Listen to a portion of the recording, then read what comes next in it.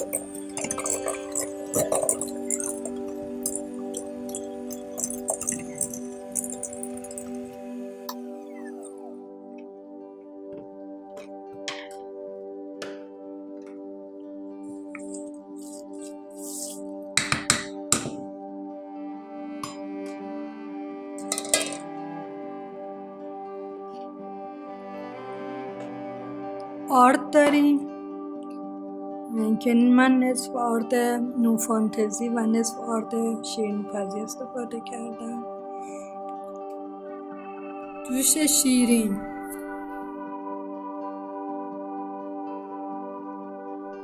نمک،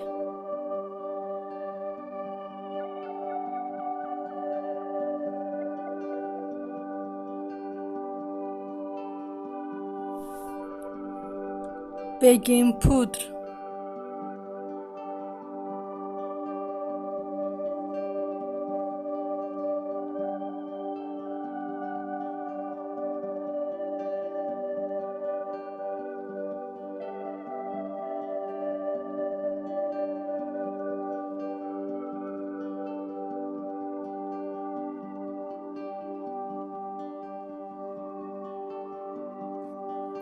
سرعت کم همزن همش میزنیم در حدی که آرد با مواد مخلوط شه. نیاز به زیاد هم زدنش نیست.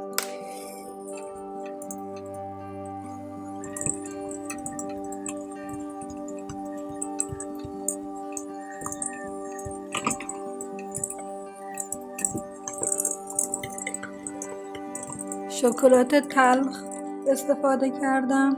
من از شکلات بلژیکی 80% تلخی استفاده کردم. شما از هر نوع شکلاتی دوست داشتید ولی تلخ درصد تلخی بالا میتونید استفاده کنید.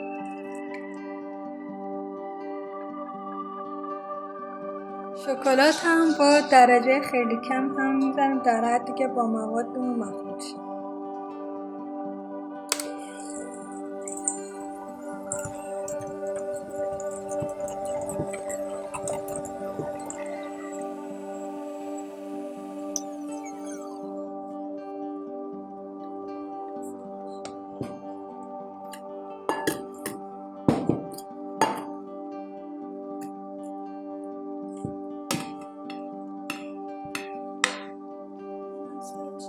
میذارم توی این مایه کوکی شکل چیپیمون هستش، روش سلفان میکشم و به مدت 2 ساعت میذارمش توی یخچال که خودشو بگیره. بعد با اسکوپ بستنی اسکوپش میکنم.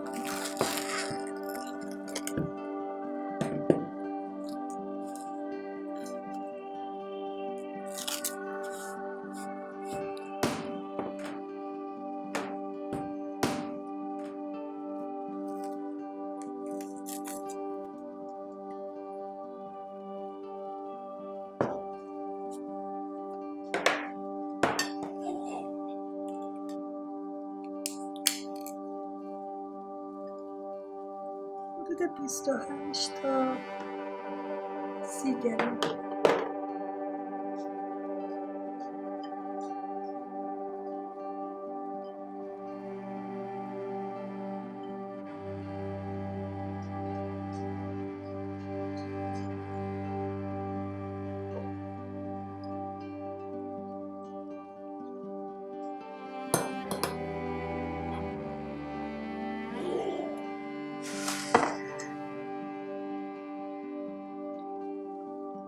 میچینیمشون توی سیب.